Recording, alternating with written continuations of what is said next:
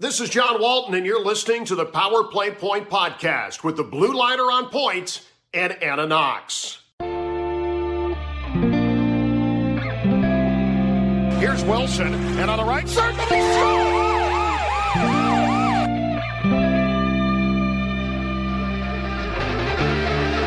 Rebound loose, wild scramble in front, score! Ovechkin with a buzzer beater! It'll count! And the hat trick tonight, number 21,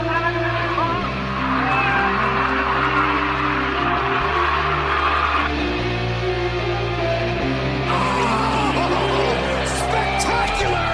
Braden Holtby! Hello and welcome once again to the Power Play Point podcast. This is your host, the Blue Liner on Point, talking to you live to tape from downtown Glen Burnie, Maryland, in the M portion of the DMV. Yes, we are in the confines of the District of Columbia, state of Maryland, and, of course, the Commonwealth of Virginia. Speaking of Virginia, of course, it's the second week that the Mermaid is without us. And we are without her, however you want to put it, however you want to look at it. But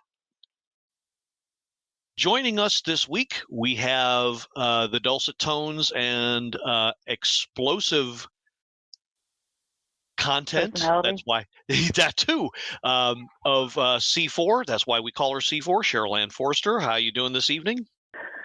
I'm doing quite well, thanks. Pardon my voice, guys. I was at the game the other night and still recovering, but it's all good.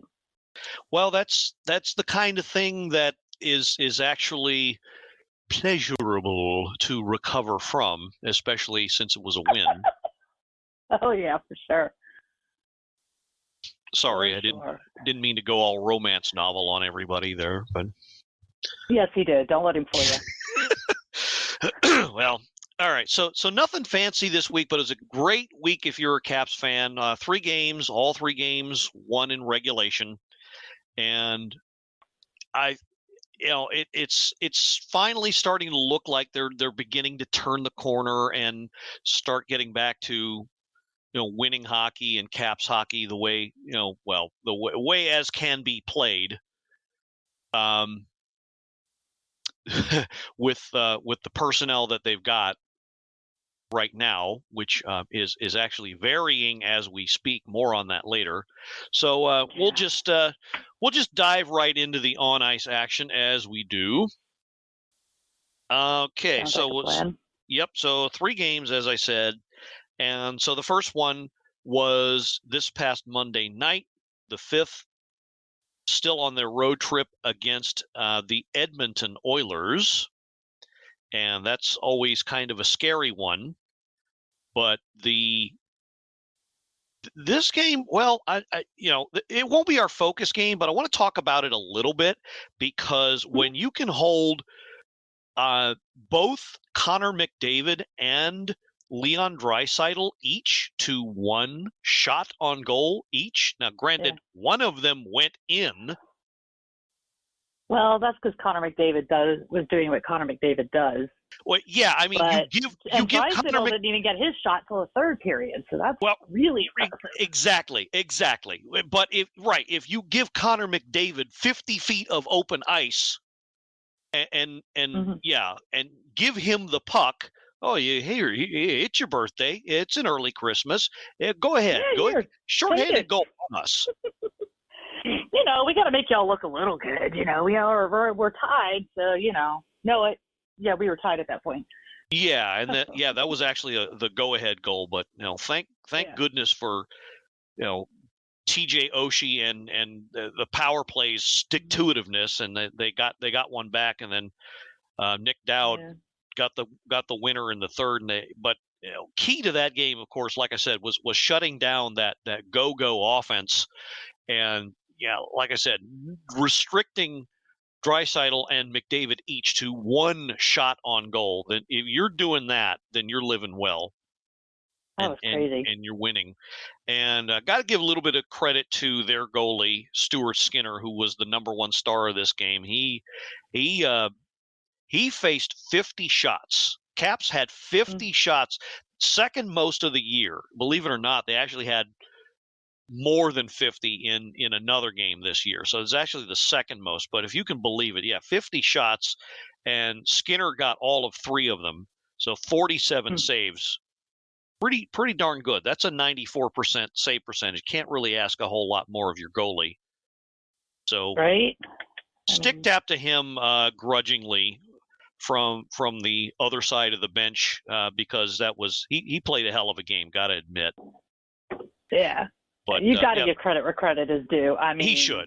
He's clearly the better goalie on that team. I think he should get more starts. Jake Michael and I last week kind of hinted at that a little bit, just a little bit. Didn't want to get in too much of an argument, but I think we would be both in agreement that he's clearly the better goalie on that team. But not to get too buried on that.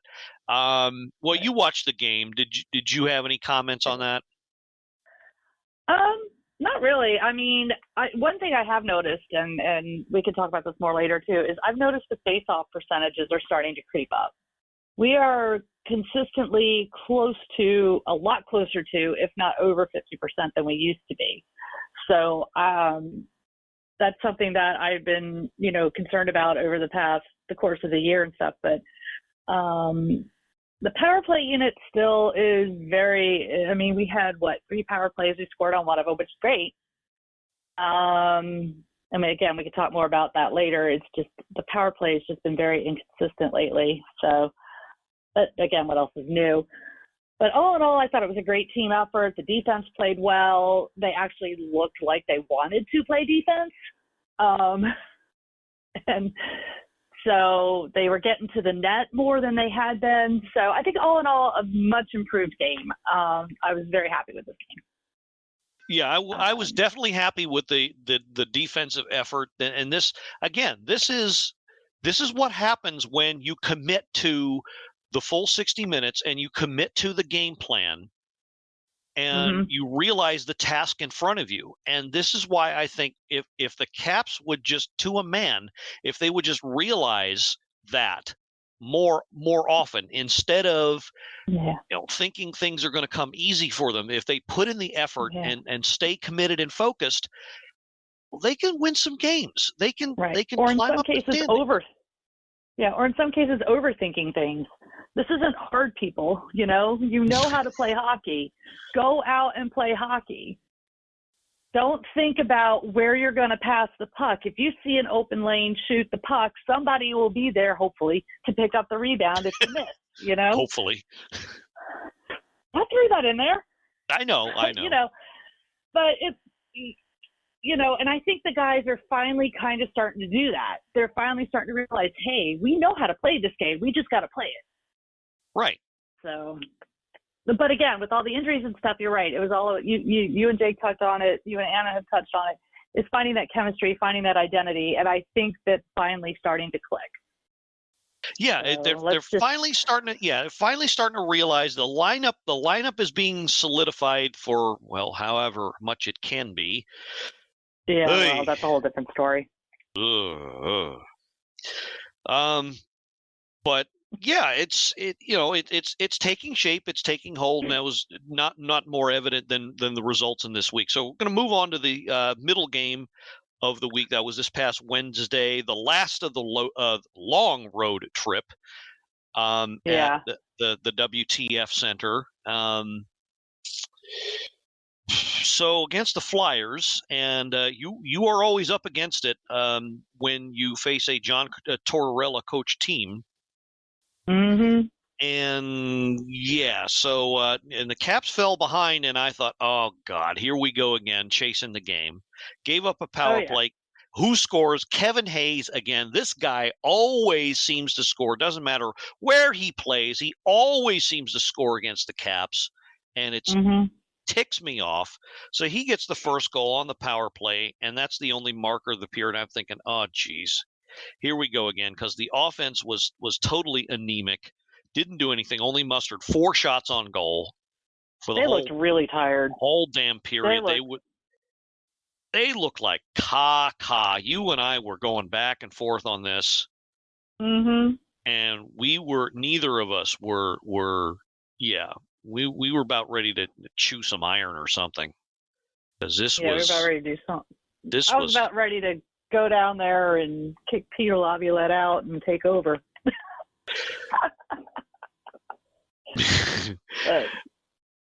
But, and I quote, exactly. It's like they think Ovi is the only one that's allowed to shoot the puck, and it's pissing me off. How many times have you seen them skate down with an open lane to shoot, and they freaking pass the puck?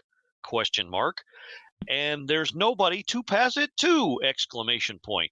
There, shoot the puck. Somebody will catch up and get it. I think you just said that. I swear to God, you, me, Lynn, and everybody else on this podcast needs to go down there and kick PL out and take over. You said I could quote you. I did, absolutely. And I think that pretty much summed it up, how we were feeling the end of the first period, because, yeah, it was all kinds of terrible. Hey, making it harder than it has to be. Yes, they were. And I threw in a comment about Strome having to shoot. Look, Yeah. I love Dylan Strome. I do. I think I have made the comment so much that he is, if he plays his cards right, if the team plays their cards right, he can be the heir apparent to the throne that Nick Backstrom currently holds as the top line center. I think he can be all that and more. But yes. Right now, the difference is Backstrom knows when and, well, okay, I'm sure Strome knows how to shoot. He just doesn't know when to shoot. Yeah, and it'll come. I mean, he's 25, right? He's still a kid. I get that, but that is it's a big knock, but it's my only knock on Strome right now. He definitely needs to shoot more, because if he did, I think that would be another way he would create a chance. But I had to throw that rant in there because, it's so fitting. people think I'm down on Strome. I'm not. I love him. I think he belongs on the top line. Freaking lootly. I think he belongs on the number one power play unit, but especially when they're on the power play, I think he just needs to shoot more, and that's the one thing. Mm-hmm. The one thing I wish he would do. Anyway, they just okay. So point being, not to get too bogged down in this game, but I mean, you made the point. How can we have a different team on the ice tonight, especially when they come off a game where they clamped down defensively, they got the right amount of shots on goal at least, and they looked like they wanted to win. In that first period, nothing, just flat, weak sauce, just nothing at all. I mean, you could say it's playing down to the level of your opposition, but I'm sorry. I'm not going to use that excuse. They just flat out. And I get that, because I had this chalked up as a win, because as decimated as the Caps are with injuries, the Flyers are worse off, way worse off than we are. They got a ton of people out that could be helping them.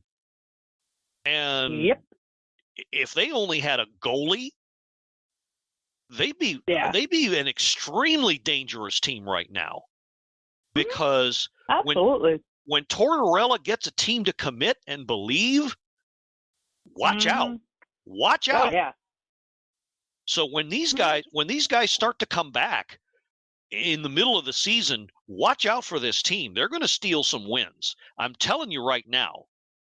They're not going to be the patsies they are right now. So them being nothing else, they're going to play spoiler for somebody. Well, exactly. That's what I'm thinking, because they might have dug too far a hole, and Tortorella probably doesn't have all the guys he wants. So there's probably going to be a big retooling over the summer of that team. But because they're a Metro Division rival, you watch out for them. You got to watch out for them, because they when they get everybody back, they're going to do some damage. I guarantee it. Anyway, so for this game, the second period. Yeah, well, right. Well, then, Oshie, Strome, Ovi. Right. Well, Oshie again. For those of you who doubted him, listen very closely. Oshie again on the power play came to the team's rescue, ties the game. Strome, who acted like the classic barber because he only gives tips. And okay. And so that was pretty fun though to watch. Yeah, I was love a pretty that. nifty little. I love that he stuck his stick out, did just the right height, just got just the end of it. That was beautiful. That was nice to see, and John Carlson knew exactly where to put it. So again, me praising John Carlson, but what the hell, tis the season. He's good at what he does, but what he needs to do, he's not so good at anymore. I think I'm gonna Does that make sense? Yeah, no, it makes perfect sense. So to use an old Jim Rome term, I'm gonna rack that. So anyway, yeah. So Ovi, right, like you said, gets his 2 empty netters, gets ever closer to second place on all time, and on the second one, bit of a hoo-ha.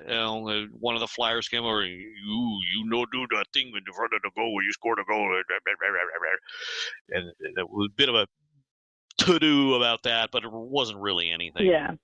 But yeah, it was just like, why did you do that? Why didn't you just let it go? Exactly. I mean, but you know what? Whatever. I don't really care. And even if it had been another team that did that, I'd be like, whatever. It's there. Shoot it in. Why not? Right. But, so had it not been for the power play, kicking in, would have been a disastrous game. As it happens, they were 1 for 4 for this game, so at times didn't look so good. More on that later, but they got the one, and thank goodness they did, because I think they were floundering before that. So I mean, they roared back they outshot Philly 12-8 in the second and came and 11. Well, we got outshot 15-11, but Philly was definitely fought. They fought back, which is that's why they're going to be dangerous, because they're not going to quit. Yeah, they have a coach who's going to not let them quit. Right, he won't let them quit. So that you have to expect that. That's a hallmark of a Tortorella coach team. You have to expect that. Unfortunately, they had enough in the tank and enough, presence of mind, and Lindgren bailed them out when they could have, hence his being second star of this game. Yeah, and Al Koken said it best. He said, this game was played purely on guts. You could tell they were exhausted in the first period. They were tired, but they came back. They did not want to lose this game. They played the second and third period, especially the tail end of the third period, purely on guts. I mean, you could see it. I could see it and watch it through my TV. So kudos to all the guys. I mean, again, they're finally starting to realize, hey, if we can play this game of hockey, So I'm proud of them. I'm happy for them. I think it was a great game. They did make it harder than they had to at first, but at the end of the day, it's a win. It wasn't pretty, but we got it done. True, and they might have been playing on guts, but they also looked like they were playing on fumes, since they were the end of the damn road trip. Yeah, that too. Yeah, guts and fumes. But you got it. Yeah. At the end of the day, they got the win. They got the 2 points, and it was in regulation. So that's all that matters. We were back to 500 at that point. Back to 500, definitely a good thing to be at this point in the year. Okay, so it was back home for the final game of the week. And so this is the one we're going to focus on, because a certain somebody was there, bore witness to it. Actually, several certain somebodies that I know were there. But we'll discuss that. Very lovely people. A little bit at the end. But so I will I will run down the scoring summary, and then you and I can discuss what happened in the game. Okay, so first period, Adam Larson scores his third, opens the scoring for Seattle, 17:51 in the first. Morgan Geekie and Carson Kuhlman with the assists on that one. Then we had an Anthony Mantha sighting in the middle of or early in the second period. He gets his seventh. Matt Irwin, his first point of the year. Alex Alexiev, his first assist and point of his career. with the assists on that one, ties it up at 5:20 of the second.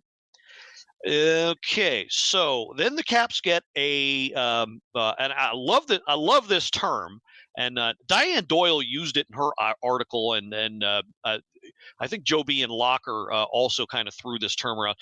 One of those all-you-can-eat power plays. Yes. And if you've never heard that term before, that means it was a major penalty issued because of that hit to Alexeyev, who unfortunately Which we'll talk about a little bit later. Yeah, well, we'll talk about as much as we can. Admittedly, I don't have as much word as I'd like right now, but we'll speculate on that. Anyway, so it was because of the hit on Alexeyev that knocked him out of the game. Well, the hitter was knocked out of the game as well because he was given a 5-minute major match penalty. Yeah. And that means that an all-you-can-eat power play was given to the Caps, meaning that for the duration of the 5 minutes, your team can score as many goals during the 5 minutes as you can possibly score. Well, they got one. I'll take it. We'll take it. We'll be discussing. Considering how the power play played during that 5 minutes. Trust me, we will be talking about that after the rundown here, but yeah, they were lucky to get the one. But yeah, like you, I'll take it. Waitress, check please. Marcus Johansson with his 6th. Sonny the Cookie Monster Milano with his 7th assist. Wow, he's already got 7 assists in his short time with the Cap. Nice. Yeah, I like him. I hope if he sticks around, he's my next jersey. Yeah. Yeah, I think he'll stick. He needs to back check a little bit more for my liking, but I think he'll stick. Captain with the secondary assist on that one, and so that put the Caps up for good. Third period, Lars Eller wipes it away with an empty netter, minute 6 left in the game, and then Alex Ovechkin with a pretty much obligatory another empty netter with 4 seconds left. That Eller one was, I think, 3/4 of the way down the ice. He just kind of flipped it down there. It was 140, 150 footer at least. Yeah. That was beautiful. And right smack in the middle of the net too. That was pretty good. Yeah. So Charlie Lindgren, the number 1 star of this game, he really, really carried the load. He faced didn't face on paper, didn't face a whole 26 shots. He got 25 of them, but quite a few of them, high danger chances. Yanni Gord and Andrei Burakovsky got 2 really good, corked 2 really good ones on him, and damn near scored on high danger chances. And it got a little scary. It did. I'll admit. And the penalty kill shut down the Kraken power play, and yeah, pretty good game all around. We got out hit, which I don't like, but we'll take it. 20 block shots for the Caps. Puck movement favored overall the Caps. Not too many giveaways or takeaways. So you like to see that. Got 38 shots on goal. So for the most part, the Caps controlled the game. Were lapses here and there, and there was that power play thing. Which was a big-ass lapse, which we'll talk about here in a minute. But other than that, pretty good game, pretty solid game all around, and it's a thing of beauty to watch. And the Caps are now 1 above over 500. Take it. So you were at the game, my dear Cheryl Anne, and so from your vantage point, what was your takeaway? It was actually, I'm going to be honest right up front. I actually kind of almost thought we're going to lose this game just because Seattle had been pulling wins out of their asses for so long. But then when Seattle, I think they lost the night before, right? When did they? Hold on, I'm looking something up real quick. I'll look right along with you. They lost to Florida, then Montreal. So they won. They had been winning up until they beat us last Thursday. Then they lost to Florida. Then they lost to Montreal. And I was like, okay, now we got a chance to win this thing because they're coming off 2 losses. And I did expect it to be a little bit closer. But, we played, I mean, on the ice, on paper, it doesn't look like much, but on the ice, I think we flat out played them the entire game. And it was so much fun to watch. I mean, the crowd was into it. Yeah, couple quick things. I would say that the Caps outplayed the Kraken for about 85% of the game. Well, yeah, there is that. And there's that little bit of lapse. Right. Regarding the Kraken, you and I spoke about this last time we were on, and yeah, they were no joke to begin the season and up to about now. A friend of a friend of a friend, though, has been doing some analysis and transparency here. Also, runs his a betting picks advocacy business. Right. So that has something to do with it. But he was. I caught one of his early YouTube videos, and he's like, look for the Kraken to start sliding because the goalies haven't really been all that great lately, and they're starting to lose games, and they're starting to show their first season form. They're really starting to backslide to who they really are. So I think they kind of started the season on a high and just managed to maintain that, but it doesn't look like they're going to hold on to that. Unfortunately, they'll be a pesky team, but it would not surprise me if they fade out of the playoff picture eventually towards the end of the season. Yeah, I still think they have it in them to at least play spoiler towards the end of the year. Oh, they will. They will. But yeah, and full disclosure, I did wear my Washington Capitals Daniel Sprong jersey to the game. Of course. So, had to. Nothing wrong with that, and I think Spronger had at least one or two good chances. He game. did. He played pretty well. He unfortunately had to serve that all-you-can-eat penalty, but he was in the box for 5 minutes. But that's okay. But no, he played pretty well. I was kind of keeping half an eye on him. It was funny because the guy sitting next to me was giving me a little bit of grief. I'm like, I'm still cheering for the Caps. It's just Sprong's my other boy, the way it is. Sorry. Deal with it. Yeah. So it was a good game all around, but that power play. Yeah. Oh my goodness. It was I think that's probably the sloppiest I've seen it all year. It was literally walk up to the zone, throw the puck in the zone. Give the puck over to Obi. Yeah, turn the puck to Obi. Try to give the puck to Ovechkin. I can't believe Obi Retreat. was on the ice, I think, almost that entire 5 minutes. I think he was. I'm pretty sure he was, because they said something about to get him off the ice during the power play. If his unit's not on, get him off the ice so the poor man can rest. He's too old to be skating 5 minutes straight. Now they made and I love Obi. Yeah, no, they made a thing about that because they said something about, he was on the whole 5-minute shift, and it wasn't even the longest shift this season. And said something about Jack Hughes had a 6-minute shift or something like that. But Jack Hughes is what, 20-something? Yeah. I mean, Obi's almost 40, people. Yeah, and that's but I was ready to throw just about anything at my TV when I was seeing that, because good God, what the hell were they doing? I don't know. I mean, they all looked lost. Kuznetsov, Johansson, they acted like they did not know what in the hell to do once they crossed that blue line.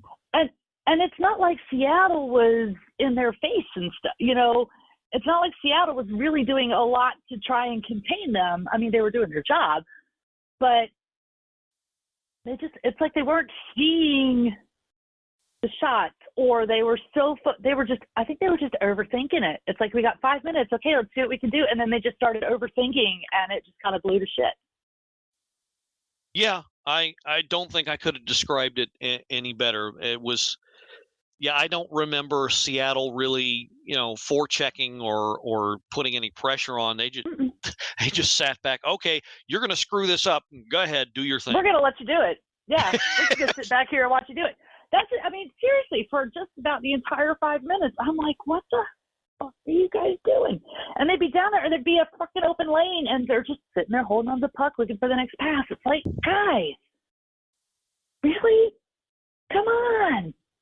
Wish I was. You're begging. If you're doing that, you're begging them to take the puck away from you. I wish I was at that game. I probably would have been able to record some quality, X-rated comments from. Maybe. Maybe not. Because I mean, if you were half as angry as I was in the first 4+ minutes of that mess, I'm surprised. I'm surprised the crowd didn't start booing because that. And then you add a couple beers on top of it, then you're really gonna watch out. But thank goodness they finally broke through, and they, I don't think they would have lost because they were still outplaying the Kraken for the most part. It would have been closer. It would have been a lot closer, and it might have even been a momentum killer had they not scored on that power play. Oh, yeah. I actually had us in my head winning 3-2. So.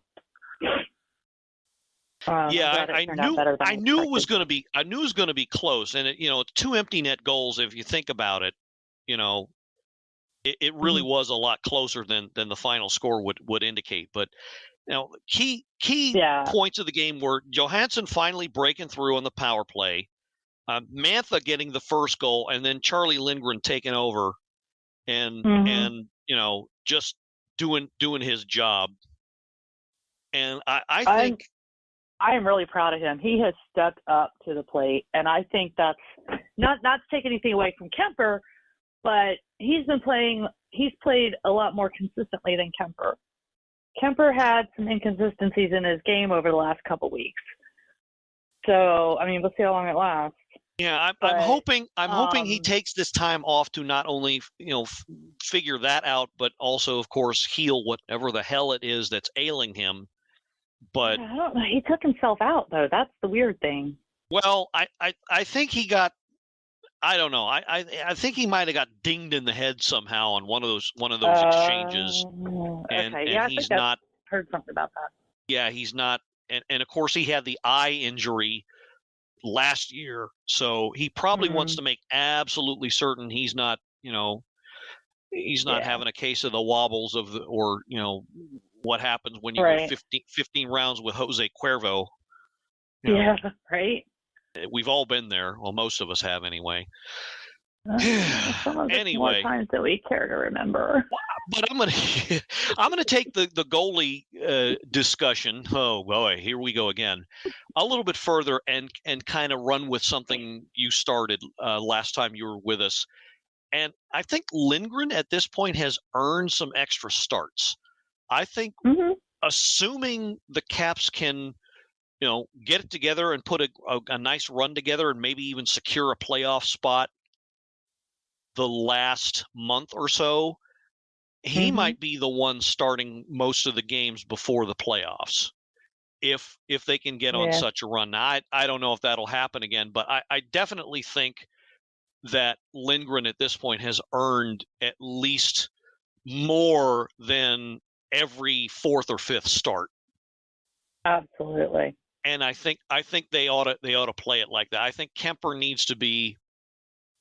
You were concerned about his age. I think Kemper needs a bit more of a freshening, as it were, between games. So I think it would be best if they. Charlie, maybe not only start him on the back-to-back, but maybe start him at the next.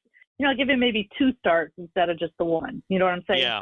Yeah. So Kemper starts the first game of the back-to-back. Lindgren starts the second one. They have a day off or whatever. Then Lindgren starts that game. Then Kemper goes back in. Yeah. We don't have a lot of real true back-to-back. Well, we've got it coming up. Well, speaking of which, let us check out the schedule for the previews of coming attractions. And of course, as we record this, it is Sunday the 11th, and later on this evening, they go back out on the road to Winnipeg. Winnipeg. Still no, it's now the Canada Life Center. Canada Life Center. Canada Life. Ooh, give me my Tim Hortons Timbits, eh? And a coffee. Can't be any worse than the what is it, the pizza parlor? Sorry, I just made a bad joke about Canadians. Everybody knows I love Canadians. I heard you. I know. Okay. Anyway, so the 18-7-1 Jets, and this is going to be an interesting game because Jake Michael thought or thinks that their game is kind of a bit smoke and mirror-ish in that they're riding Connor Hellebuck. So if they can put a lot of shots on net, the Caps, maybe they can eke out a win here. Otherwise, may want to chalk this up as a loss. Who knows? It wouldn't piss me off. It wouldn't piss me off if the Caps lose this game. If they lose it badly and show no effort, yeah, it's going to tick me off. But yeah. I think we have a chance to win this game. I really do. We're on a 3-game win streak. Now, granted, Edmonton, Philly, and Seattle aren't. Well, Edmonton probably more than Philly and Seattle top-tier teams. Yeah, no, they're not. We're not talking about teams that are blowing the doors off of everybody. But still, 3 wins is 3 wins. Yeah, and I think that, hopefully that momentum carries us through. And it's not like Winnipeg is on this side of the continent as opposed to all the way over. So it's not like they've gone out west again. They're they're at least on this side of the continent. So the travel isn't as bad. So I think we can win this one. It's going to be close. I'm thinking 2-1 maybe. It's going to be. It's just a matter of getting shots on the goal, and if we could do that and hold down what's his name like we did McJesus and Drysdale. Well, see, that's the thing. That's the thing. Winnipeg doesn't have a McJesus. They got a couple good guys in Scheifele and Wheeler, but that's pretty much it as far as the offense. Of course, Dubois has been on a bit of a hot streak, 8 points in his last few games, but I don't know how long that's going to last. Winnipeg's been playing though. Yeah, the strength of their game is their goaltending, and Hellebuck's having a terrific season, .932 save percentage. That if the Caps can get 35 plus shots on net, and most of them get at least 2 of the quality type, yes, that the numbers say they can get at least 2, and if they do the job on defense, maybe they can eke out a point or God forbid a win. But who knows? Yeah. Later on in the week, Tuesday to be exact, it's they're still on the road in Chicago against the Blackhawks. I would like to chalk that up as a win, but sometimes that team kind of surprises you. So I don't know. I wouldn't assume this is a win. They should win this game, but I don't know if they will win the game. If they show up and play their game, yes, they will win it. So I think that'll be. That's the key. They got to come in. It's like I said, these 3 wins. They finally they're starting to click. They finally realize, hey, we know how to play this hockey game. Let's do it and get it with the exception of the 1 power play. Let's do it and get it done. And if they keep that momentum going and they keep that chemistry going, now what's going to be really interesting is now with Alexiev out and they're bringing up Johansson, who is essentially a rookie, and McElrath, who has been in the AHL forever. He's 30 years old, still in the AHL. It's like, ooh, right. Who do you pair them with? So breaking news, if by the time you get to this you haven't heard, which I doubt, but breaking news, yes, apparently Eric Gustafsson was injured or was taken out of the morning skate or the practice early this morning for unknown reasons. Speculation is that there's some sort of injury. Unfortunately, we don't have a whole lot of information, much like Alexiev's status. I'm assuming Alexiev will be on concussion protocol for a while. So, Tom Gobble posted he's on injured reserve. So, Alexiev is? Yeah. Oh, God. Yeah. Well, actually, it's probably best we can hope for because, I mean, you get dinged in the head like that. He got more than pinged. He was on the ice for a good minute or two. Yeah. He had a hard time getting up. He had a hard time getting up. I got a good look at his face, and he looked okay. His eyes looked okay. He didn't have that glazed over look, and he was able to move under his own power, but he was probably hearing the bells ringing when he tried to get up. So, yeah, there's no telling how long he's going to be out. And that's you talk about a hard luck story. Every time he gets it together, he gets hurt. And yeah, I thought he was doing pretty well for himself. Bottom six and not doing anything to hurt his own cause, but. Like I said, he gets going again. Now he's hurt again, and unfortunately, he's got to wait to come back. He's going to miss even more time.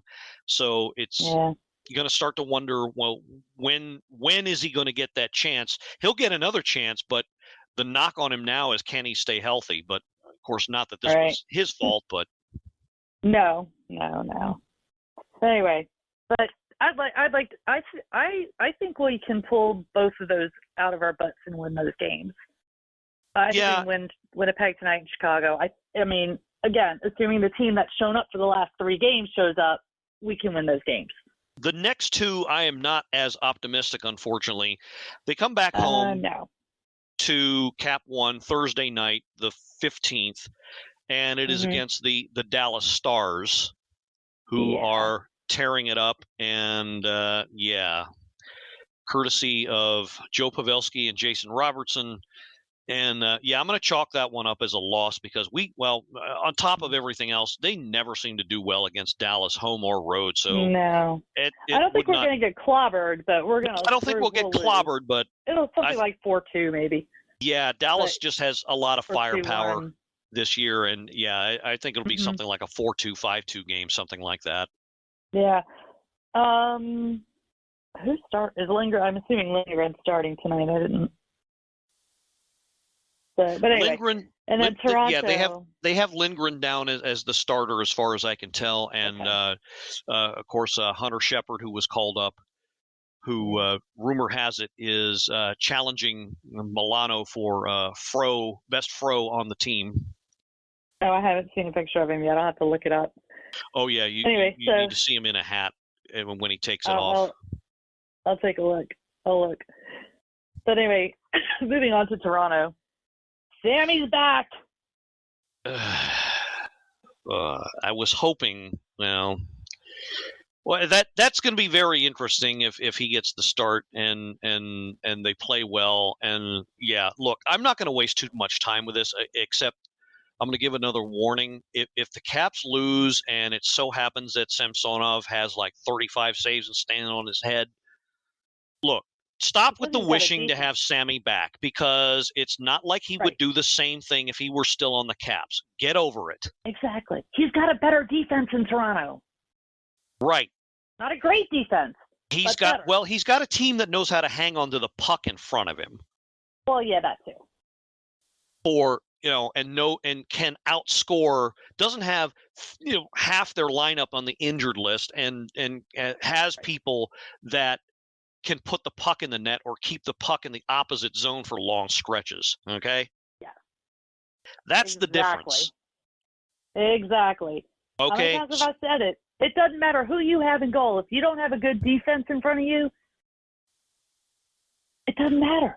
Right. So no more wishing for Vanacek or Sammy back because they would not magically make this team better if they were back on the Caps. Okay. Yeah, they'd be in the same boat they're in last year. Right. Exactly. I'm totally with you. They've moved on. Let them go. Let them play their game. Be happy for them. Yeah, because look, I'm going to make full disclosure. I'm tired of seeing I miss Sammy. I miss VV. I miss these guys. Why can't they be back? I am sick of seeing those posts. I really am. Mm-hmm. And I'm going to go a step further here because I'm feeling kind of piss and vinegary-ish here. All right. one of my favorite reporters, my favorite beat reporters who writes for Washington Hockey Now, Sammy Silver. I love what she does. But she put out a tweet that gave the stats for Samsonov this year.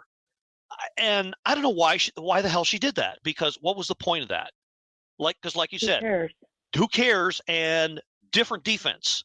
What was the point? What was the point of that tweet? What was the point of singling that out?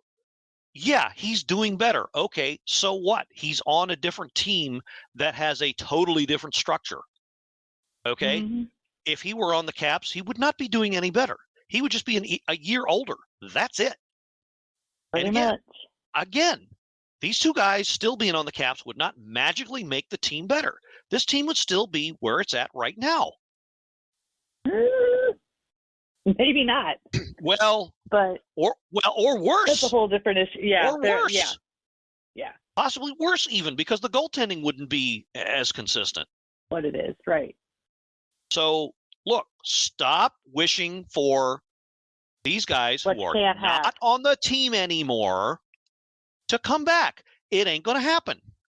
Just like Trotz, he ain't coming. You can't have. Pardon me. Trotz Just like don't want to come back. Well, no, he doesn't want to come back. Not as long as BMAC is still in charge, but that's a whole other story. But wishing these people, wishing these people to come back isn't going to change the fortunes of this year. We've got what we've got. Back the guys that we've got now. Okay. Yep. I am tired of so-called fans not giving these guys a chance because, I want these guys back because they're doing better on another team now. So what? Bullshit. Long's doing better in Seattle. I'm happy for him. I think it's great. He's finally getting a chance to do what he can do. He didn't get that chance here. I'm glad he's got a chance out there. Same with Burakovsky. Same with Jeff Schultz, Grubauer, all those guys. Holtby in Dallas a couple years ago. Be happy for them. They're doing what they love to do, and they're getting a better chance to do it than they got here. Yeah, and that's all we're saying here. Look, because it's okay if you miss them, but it's another thing Absolutely. entirely. I'm not saying it's okay. It's not okay to miss them. I miss Daniel Strong. But this was the point. This was the point Anna was trying to make with me a couple weeks ago. It's okay to miss them. Okay, mm-hmm. I'm fine with that, but wishing them back because they're having a better year, ridiculous. Right. I'm not going to lie. I'm going to tell you straight up. I would love to see Sprawn back in a Caps uniform because I think he got shafted. But at the same time, he wasn't getting what he needed here. He would be right back. He would be right back. He would be right back on the bench. Exactly. So guess what? He's doing well in Seattle. He's not a superstar. He'll never be a superstar. I'm okay with that. I still like the guy. And we were making fun of him. But he's doing a little earlier. So much better. Well, he is because he's getting the chance. And I would like to think we were making fun of him a little bit earlier, but I would like to think that Laviolette maybe learned a lesson from that. And that's why Milano's getting the chance that he's getting. Yeah. So the whole thing with Sprong may actually be a good thing all around. Yeah. And that's why, because McMichael was headed in the same direction. Laviolette finally, I'm telling you, I think Scott Allen's in his ear. Well, I hope so, because he seems to be a voice of reason, which is what we were all hoping for. But it was looking pretty dicey there, like he was losing the room. But I'm hoping maybe this, the road swing kind of, and road trips have, I've said it time and again, road trips have an effect on that kind of effect on team. They allow a team who maybe had some, parts that weren't as familiar to kind of gel because you're all together. You're not going to your own home, and you're all together in a hotel and on the trips and all that, and it allows the team to bond. And I think maybe finally they've turned that corner and allowed that chemistry to kind of just brew and get that final specimen, final glass of beer to finally brew properly, and it's Right. it's open. I'm openly dedicating that because the guy, one of the guys you met last night, Pete, I don't know if he still does it, but he actually ran his own microbrewery for a while. Oh, nice. Yeah, I don't know if he still does. I'm sure he does brews on occasion. He was a great guy, and it was great to meet Robbie too. Yeah, so Robbie. let's talk about that for a little bit to wind things up. So we're all about the fan experience, of course, here. So let me get this out of the way first, though. But I could not. I mean, I was gushing with pride in that. Here's three people that, in my mind anyway, could not be totally different. They have two things in common. They're all my friends, and they're all Caps fans. Right. And that's it. And it looks like everybody hit it off. We did. It was great. I mean, we didn't spend a lot of time together, maybe 10 minutes or so because it was between periods. But, I mean, still, we made that connection. You know, Robbie said he wants to try to get me on his podcast. I think we're going to try and do it Monday. Let's see. We're doing what Robbie. I'm sure you've been through his show, but what Robbie usually does is they have the Caps section on first, and they usually start at 7. This year they've had to start at 9. So which actually works for me because I have a class till 8 and I don't get home until 8:30. So I'm sure watch for a message from him, and he'll probably ask you to be on. I'm actually going to be on tomorrow night with him. So. Oh, you, me, and Robbie. This should be fun. Yeah, that'll be fun. In fact, after we get off here, I'm actually going to suggest that if he didn't already have that in mind, to talk about the last few games. So that. Yeah. He usually lets us lets Anna and me kind of, try and sell the podcast. So that's about what we talked about. So that's hopefully that'll work out so that all three of us can be on tomorrow night. I tell you, Caps fans are the best. I mean, they are. I've made so many connections over the last couple of years. It's been great. Yeah. I've known some great people, and some of you out there have had the pleasure of meeting in person, and hopefully that'll continue. Half disclosure, I have a lot more free time on my hands, so hopefully I will be meeting a lot more of you in person. That's my goal and my plan anyway. But yeah, I could not have been more proud of I feel like I mean, not to toot my own horn, but I kind of feel like that had I not created this podcast, I mean, maybe just maybe you might not have met. I don't know, but I look at that and it's like, wow, all these different people that have me in common coming together. I mean, I'm sorry, it blows my mind. It does. Always a good thing. It's a good thing. So meeting new fans always a great thing.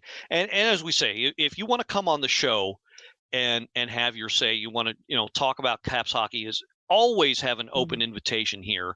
And just before we wind things up here, just want to mention something else. Last night I was on something called the DMV Sports Show, and it's hosted by a young African American gentleman named Rasul McGee.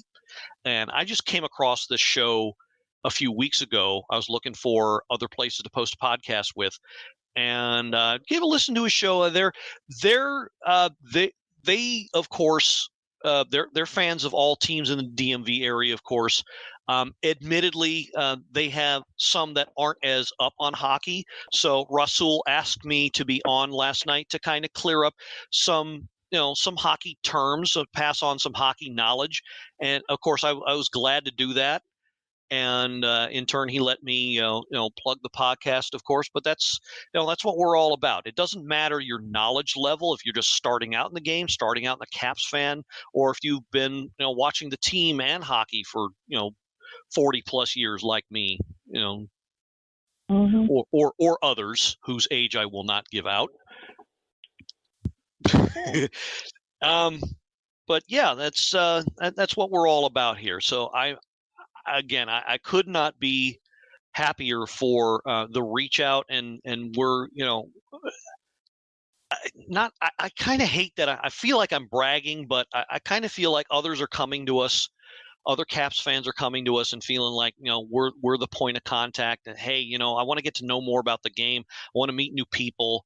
And I think that's really our niche. And Cheryl, I just want to thank you publicly because you've been a big part of that this last year and a half.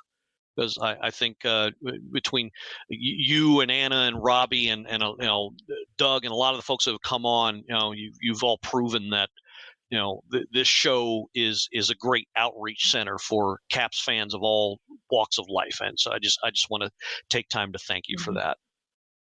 You're very welcome. It's been my pleasure, and I've truly enjoyed this. And thanks to Anna for allowing me to fill in when she's not around. Well, I know y'all kind of joked around about me taking over for her, but no, that'll never happen. She is the one and only Mermaid, and yes. I am happy to be the backup. Yes. I'm not going to make probably not going to make a goalie comparison consider what we were talking about just now, but yes, let's not go there, but that is definitely true. And Anna, thank goodness, will be back with us next week. I'm kind of iffy on the Christmas scheduling. We're probably I'm toying with the idea of recording Christmas Eve, but I don't know what anybody's plans are. I might just go solo, or if anybody wants to come on with me that weekend. Definitely not going to record Christmas Day. That's just ridiculous. But unfortunately, I'll have family in town. So yeah, I'm toying with the idea of recording maybe a quick show on Christmas Eve. If anybody wants to come on with me, then we will have games to cover at least. I might do a quick rundown just solo, nothing special. But just point of disclosure, if you're interested in something like that, you find you got some free time, maybe in the afternoon of Christmas Eve, Saturday the 24th.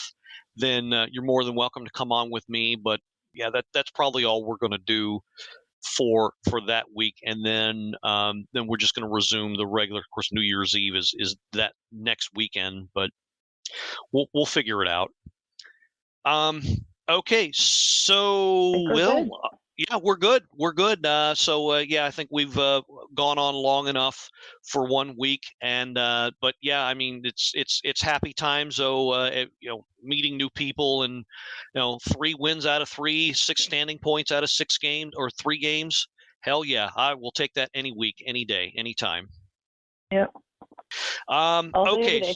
Yep. So, okay. So, C4, do you have any final words, anything you want to get out there, anything else you want to get off your chest? I know you had a lot this week. No, actually, I'm good. Just all in all, just very pleased with the boys' performance this week. Hope we can keep the momentum going and win a few more games before the end of the year. And let's go Caps, man. I think I am not giving up on this team. I think we're going to be just fine come playoff time. I am glad you said that, especially the part about not giving up. So I want you guys listening, you on the other side of the earbuds, the speakers, what have you. I want to take this message very, very seriously. Don't give up on this team. A lot of you out there, you know who you are, were very quick to give up on this team when they were going through their losing streak. And admittedly, yes, it looked bad, but there's no reason to, especially now that you see what this team is capable of doing once they're fully committed, as I mentioned earlier.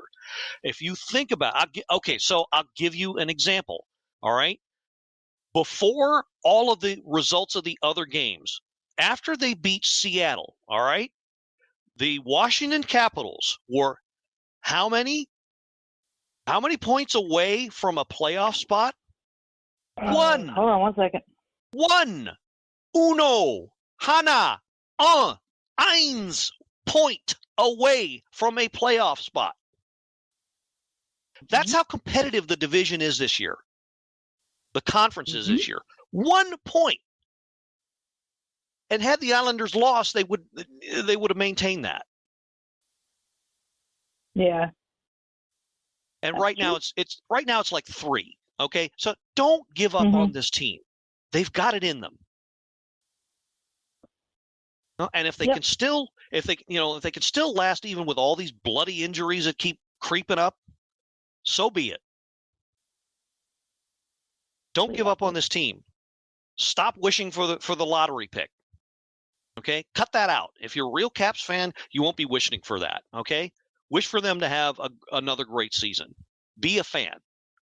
Yeah. Back this team. That's all I ask. Yep.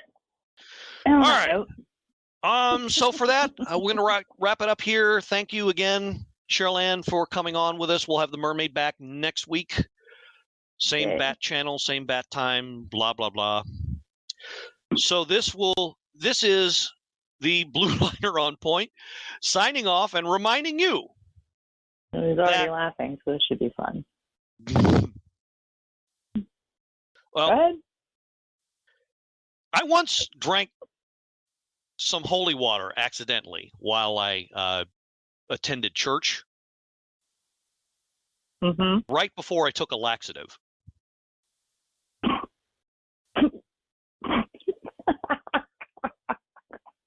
I started a religious movement right after that.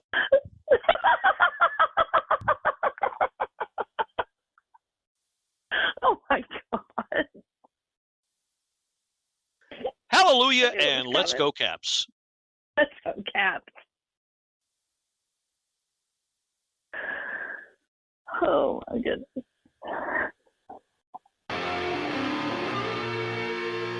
This has been another episode of the Power Play Point Podcast. All episodes are available from Apple Podcasts, the Podbean app, blueliner77.podbean.com, and now available from Stitcher. Music by Joe McAllister, voiceover by Jeffrey Conkle.